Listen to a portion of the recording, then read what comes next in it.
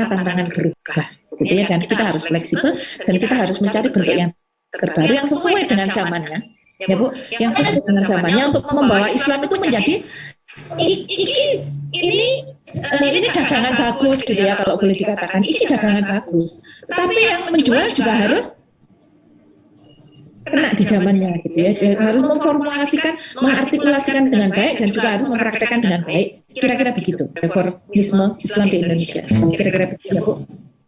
Oke. Nah, sekarang kita berbicara tentang ideologi Muhammadiyah. Ide ya, ideologi ide ya.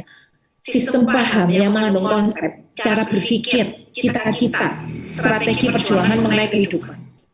Jadi ide ya, idealisme. Ya. Jadi ibu-ibu semua misalkan idealnya iku rek sekolah misalkan TK atau PAUD iku ya saiki mlebu terus munduk ya arek gitu ya, dengan cara misalkan cara bermainnya begini. Yes, itu ideal waktu belum pandemi. Tetapi sekarang dalam kondisi pandemi berarti tidak ideal lagi. Berarti ibu itu harus bisa reformasi untuk memformulasikan pengajaran supaya efektifnya sama dengan yang dulu, ya. Tujuannya sama, efektifnya sama dengan cara yang baru, begitu ya. Nah, bagaimana ideologi Muhammadiyah? Sistem keyakinan, cita-cita, perjuangan Muhammadiyah. Nah, ini akan kita bahas bersama. Nah, di dalam ideologi Muhammadiyah ada unsur ideologi ya. Paham agama dalam Muhammadiyah apa? Jadi kita bahas hakikat Muhammadiyah sebagai gerakan Islam. Jadi kita sebagai orang Muhammadiyah itu menganggap agama Islam itu seperti apa? Termasuk hakikatnya Muhammadiyah sebagai gerakan Islam itu bagaimana? Ya. Jadi sekali lagi mereformulasikan, bukan membuat agama baru ya Bu. Jadi kalau meminjam istilahnya orang-orang zaman lama, Pak Nurul barangkali sudah hadir ya. Kalau misalkan ditanyain, berapa persen orang orang Madura yang NU? 95%. Ya, berarti 95% itu orang Islam. Sisanya 5%. Apa itu 5%? Orang Muhammadiyah. Artinya apa? Orang Muhammadiyah dianggap bukan Islam. Ya, itu ya. Tidak, ya. Jadi sekali lagi Islam yang kita bawa dalam berorganisasi ya Bu ya, berorganisasi ormas, organisasi masyarakat yang namanya Muhammadiyah itu, gitu ya. Gambarannya seperti apa? Nah, itu yang akan kita bahas. Ya. Muhammadiyah sebagai gerakan Islam dan misi strategi perjuangan Muhammadiyah. Nah, spiritnya atau ruhnya dalam ideologi ini adalah, dalam berideologi Muhammadiyah adalah satu, aktif menggerakkan Muhammadiyah harus memiliki idealisme yang mendasar ya. Jadi di Quran surah Al-Qur'an 48:29 itu ada disebutkan dalam tujuan hidup. Ibu nanti bisa dipelajari. Kita ada di mana Bapak Ibu? Kenapa ideologi Muhammadiyah itu sekali lagi penting lagi kita gemborkan? Sekali lagi di awal tadi saya bilang Bapak Ibu di pendahuluan bahwa kita itu dalam pusaran ide-ide politik yang lain. Arab yang mendirikan negara khilafah, reka khilafah berarti kamu nggak pro dengan Kanjeng Nabi, karena Kanjeng Nabi itu adalah sistemnya Islam gitu. Nah, kita bertanya lagi, oh ya, gitu ya. Oh ya, maksudnya khilafah itu dalam hal formalisasi syariah harus berbentuk state, harus berbentuk negara, mana yang lebih menguntungkan, mana yang lebih menjanjikan? Apakah wadah atau isi? Nah, pinternya ibu-ibu semua beraisyah bermuhammadiyah itu adalah nanti bisa membedakan mana yang penting, apakah bentuknya, wadahnya, atau isinya. Kalau misalkan ibu punya atau ditawari misalkan ya sama suaminya, ayo tak tukono gelang mah gitu ya, bentuknya gelang, apa gram-gramane sing diuber sama ibu-ibu? Gramnya dan karatnya kan Bu? Iya nggak? Maksudnya apa? Terlebih dari materi itu tadi, gelang itu tadi, saya ingin sekali lagi refreshing bahwa Muhammadiyah itu adalah tata nilai. Dalam bermuhammadiyah, Islam itu adalah tata nilai gitu ya, dan cara berorganisasi.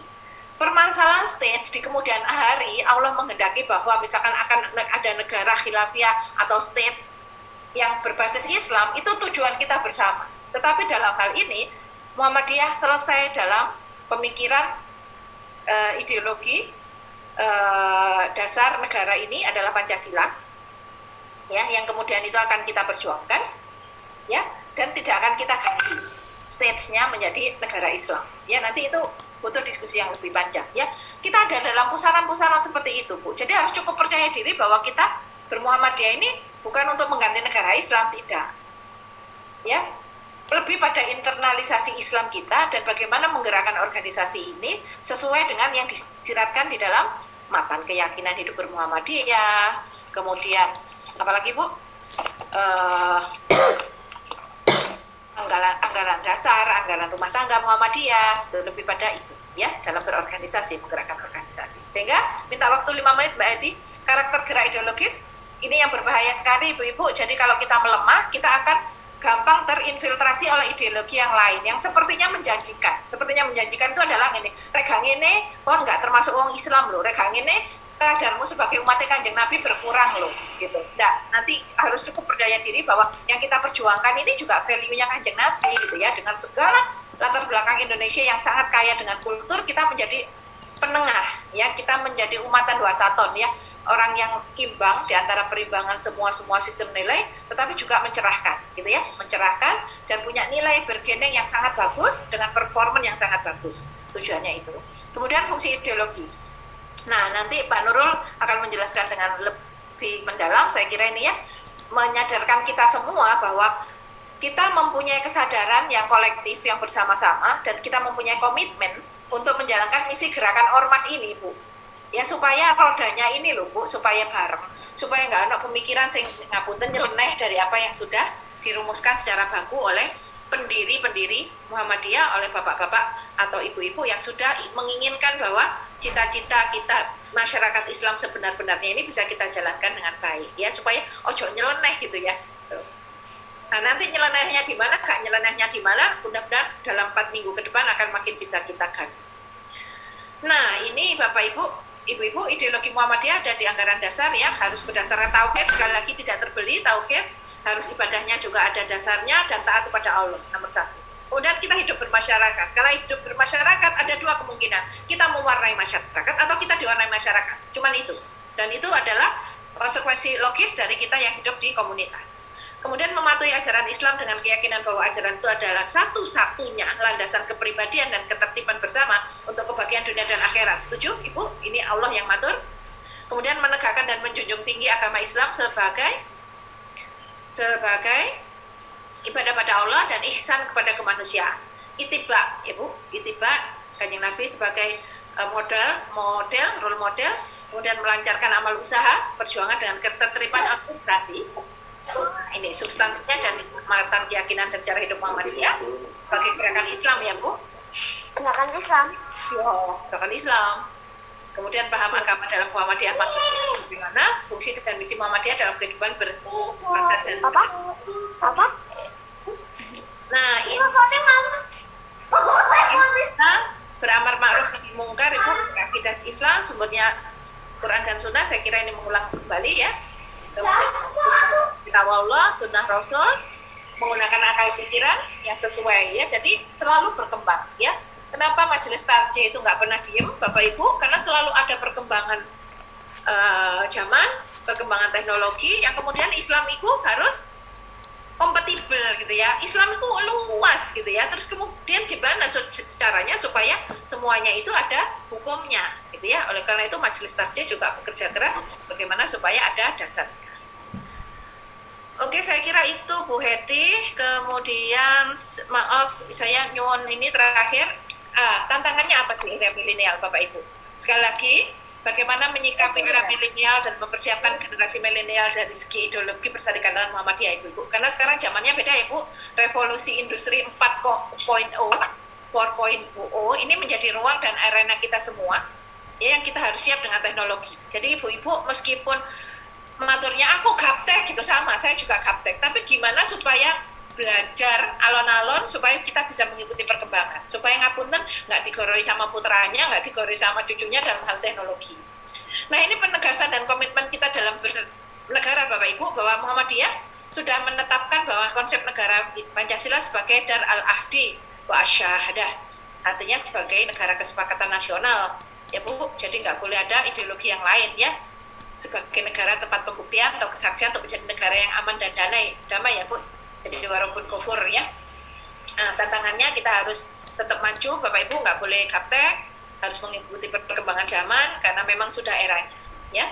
Kemudian kita harus tampil fresh ya, performan maupun kemasan dakwahnya itu Ibu yang saya bilang di awal tadi, Pak Haidar itu reformasi ya, apa caranya jualan yang bagus ini harus dikemas dalam kemas yang bagus, kemasan orangnya, performannya, keluarganya, lingkungannya, komunitasnya, dan kemasan dakwahnya ya, the way to give ya, gimana caranya untuk memberikan pada orang lain tuh kemasannya harus disesuaikan dengan perkembangan zaman ya.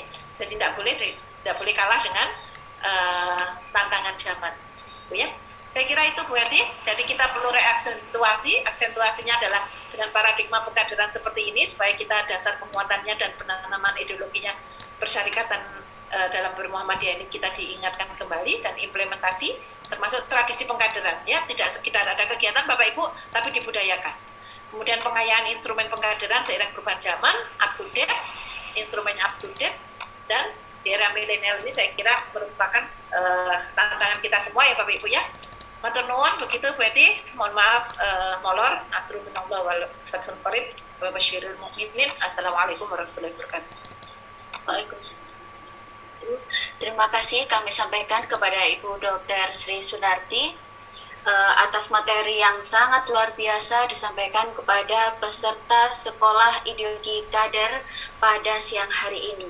Dan dari materi yang pertama tadi terkait dengan ideologi di era milenial, kita telah dikuatkan dengan materi yang disampaikan oleh Bu Dokter tadi, bahwasanya kita harus tetap tampil fresh ya, dengan apa? Dengan ideologi yang kuat. Dengan tadi sudah disampaikan ya, ada presentasi, implementasi dan juga pengayaan melalui kegiatan ideologi kader, salah satunya dilaksanakan pada hari ini. Berikutnya kita buka sesi tanya jawab. Untuk termin yang pertama ada 3 penanya. Kami silahkan, ada 1 pertanyaan dulu. Monggo Bu, belajar bersama loh ya. Nanti saya kalau nggak bisa saya Ini belum terlihat yang raise hand. Silahkan yang raise hand, atau bisa langsung mengangkat tangan seperti ini, bisa langsung terdeteksi. Silakan.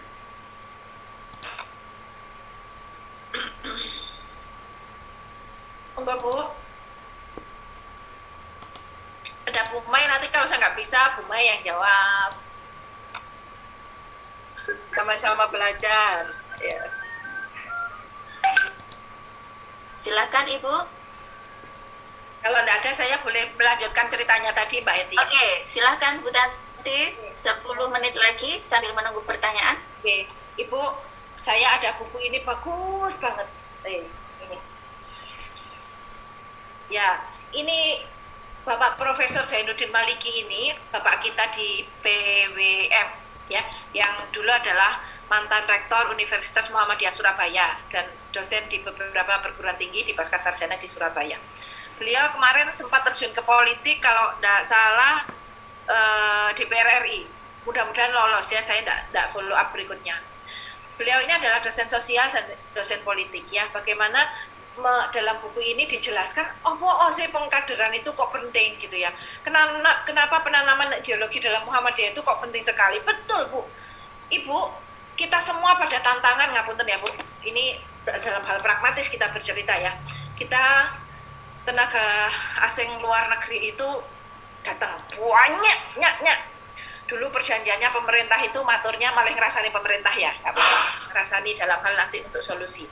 Dulu bilangnya pemerintah itu matur hanya tenaga kerja yang profesional saja, yang nggak ada ahlinya di Indonesia yang didatangkan gitu ya, janjinya begitu. Dan jumlahnya cuma sekian. Ternyata kita dibohongi Bu. Ternyata kita dibohongi, betul-betul dibohongi. Ternyata yang datang itu ewonan, jutaan gitu ya. Dan bukan hanya tenaga yang terampil, tapi juga tenaga kasar gitu ya. Satu, bohongi. Yang kedua, mereka itu katanya dibayar sama. Kalau penduduk Indonesia itu bayarannya podo. Ternyata sama sekali enggak gitu ya. Misalkan podo buruwe, podo kuline, tapi orang Indonesia dibayar lebih murah daripada mereka. Kita dibohongi lagi gitu ya. Kemudian itu masalah dalam hal tenaga kerja. Sudah ada pembohongan, sudah ada value, nanti larinya bahwa secara ekonomi kita akan dikuasai oleh paham kapitalisme.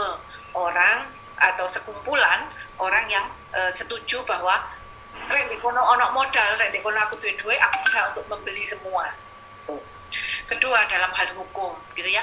Orang yang ngodek-ngodek hukum, ngapunten 5 sila menjadi 3 sila segala macam, kemudian undang-undang ketenagakerjaan, kemudian sudah dioret-oret sebagaimana bisa dijual ke orang-orang asing, gitu ya, dipermudah sampai ada bilang Bapak Menteri kita bilang, rek wong luar negeri itu ku tanah luwih murah no yo, gitu ya, dibandingkan orang Indonesia yang menguasai tanah, termasuk undang-undang yang dianulir yang dulu itu orang luar negeri.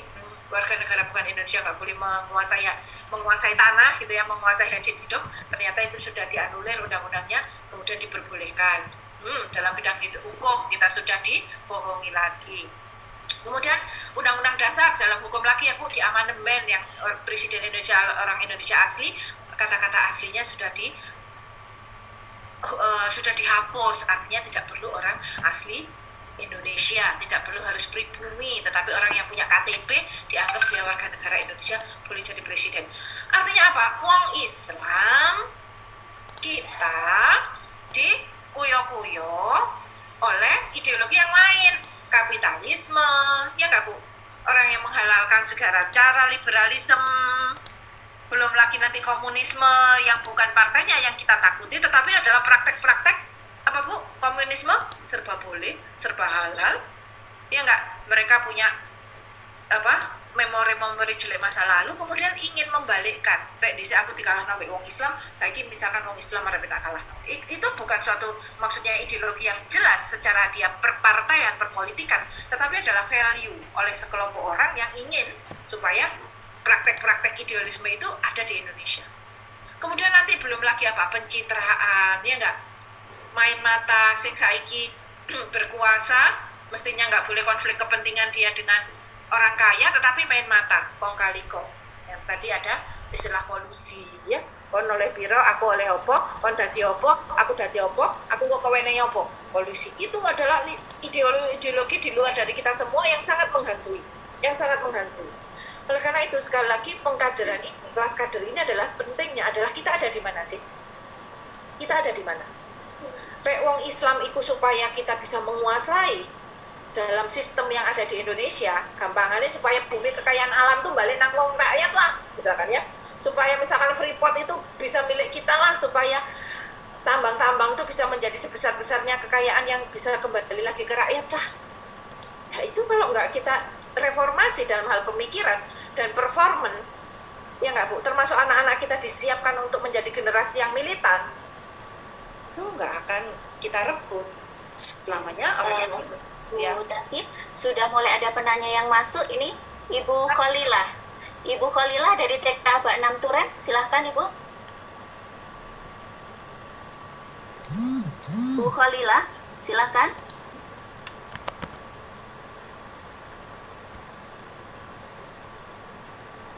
Ibu Khalilah dari TK Aba 6 Turen. Raise hand. Oke, halo. Iya, silakan. Assalamualaikum. Suara saya, Bu? Iya, sudah. Silakan. Oke. Assalamualaikum warahmatullahi wabarakatuh. Waalaikumsalam. Nama saya Khalilah dari KA Abanang Turen. Mau bertanya Bunda Sunarti, misalnya ideologi kita sudah istilahnya Muhammadiyah, tapi saudara-saudara kita itu lain.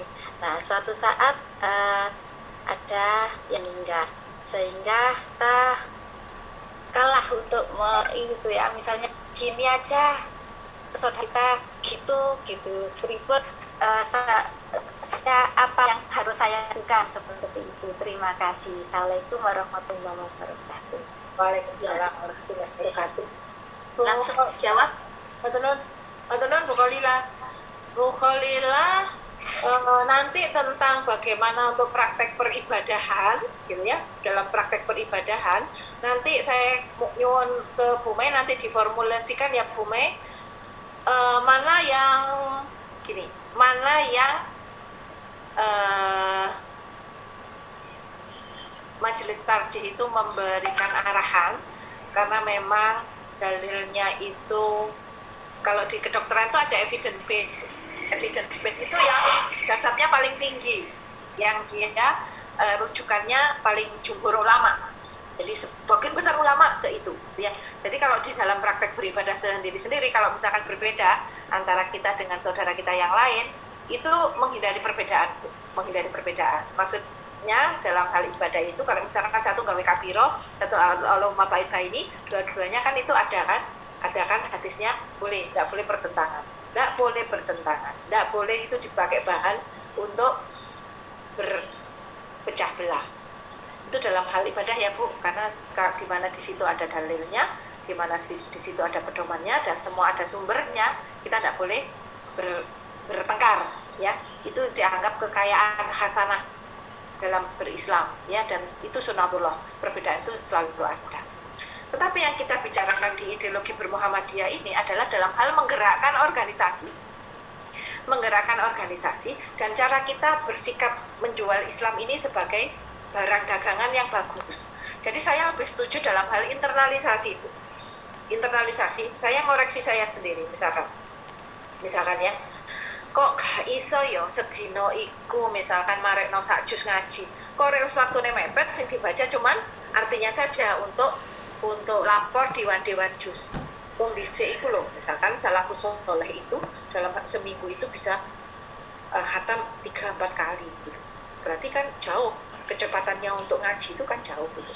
Nah, itu saya internalisasikan dari ke dalam diri saya sendiri. Maksudnya kok tangeh yo kecepatan ibadahnya, kualitas ibadahnya dari orang yang dulu. Jadi dalam hal ini adalah ideologi, saya lebih setuju dalam menganggap Islam itu untuk internalisasi, kemudian untuk berkeluarga, untuk bermasyarakat, untuk mewarnai Islam itu sebagai value yang bagus. Tetapi kalau misalkan dalam hal ada perbedaan, saya memohon, mungkin Bu Mei mohon koreksi ya Bu Mei, jangan dipakai untuk bahan untuk berapa ya Bu? Untuk berpecah belah gitu Bu. Sama-sama menghormati. Enggak apa-apa. Ya dengan damel ngoten monggo gitu. Saya izin damel ngeten nggih Bu. Soalnya saya sudah biasa pakai ini gitu. Barangkali itu ya Bu. Maksudnya begitu Bu Khalila. Terus seperti. Nggih Bunda. Jadi istilahnya kalau ada yang keluarga kita yang meninggal misalnya sapu gak tahlil ini gitu jamuan ojo, nanti sudah kita mengikuti itu saja ya. Nggih. Dan tahlil itu bingkainya kultur loh Bu ya. Tahlil itu ibadah, tahlil ya, mengucapkan la ilaha illallah itu ibadah. Tapi akhiran tahlilan gitu ya, itu menjadi suatu kegiatan kultur. Jadi itu menjadi suatu budaya. Jadi itu mubah gitu. Kalau beliau ngersakaken saudara kita, monggo Mas gitu. Aku tahlilan dhewe ya Mas, cara aku tahlilan ngene gitu ya. Sama dengan misalkan saya di rumah, misalkan ya Mas saya bilang gini, "Ndok, kok gak ziarah senang ibu-ibu gak tahu disambangi?" gitu. "Ndok, kok gak tahu ziarah makom gitu ya, ibu gak tahu disambangi?" "Mas," saya bilang gitu, "saben dino iku lho ibu tak kirimi," saya bilang gitu, "nggak ngirimi cuman pas kembang aja, pas Jumat Pagi," saya bilang gitu. Caranya beda ya, saben dino ibu tak kirimi gitu, saben waktu mesti ibu tak kirimi, karena begitu apa yang kita praktekkan, anak mempraktekkan sesuatu yang bagus kan pasti orang tua kekirim kan Bu gitu ya. Tapi orang dengan politik simbol gitu ya, orang yang simbolisme itu nganggep rek nyekar nggawa kembang itu ya kamu nyambangi ibu, kamu memberi sesuatu dengan ibu gitu ya. Jadi nanti mudah-mudahan ada waktu diskusi Bu Mai ya, mana simbolisme, mana kultur atau based on culture adat gitu ya, mana yang betul-betul ibadah. Dan itu semua yang sifatnya adalah kultur, yang bukan ibadah, yang itu adalah muamalah, itu adalah debatable itu bisa didebatkan, maksudnya di tingkat mereka, tapi kita tidak larut dalam perdebatan itu ya, dan kita nyumanggaaken karena itu hukumnya mubah, asal tidak ada sesuatu yang menggoyahkan itu misalkan rek ibu gak dikei kopi ku ngesakno ndok ruhe kok ibu rek kundur misalkan nangis soal ibu senengane kopi, nah itu baru ada penyimpangan ya, penyimpangan dalam hal roh itu ya gak ngombe kopi, itu ada penyimpangan. Nanti mudah-mudahan ada waktu Bu Mai ya, nanti lebih dasar tentang masalah ini. Bu Lila, mohon maaf kalau kurang. Terima kasih Bu Lila dan juga Bu Tanti untuk materi yang pertama ini, tanya jawabnya sudah kita cukupkan dulu, nanti kita bisa lanjut pada sesi yang kedua. Bu Tanti mau closing dulu monggo. Namanya juga kita Allah sing ngatur iki apa Kami Mbak. Sugeng Rawuh Pak Nurul. Sekelangkong Pak. Oh,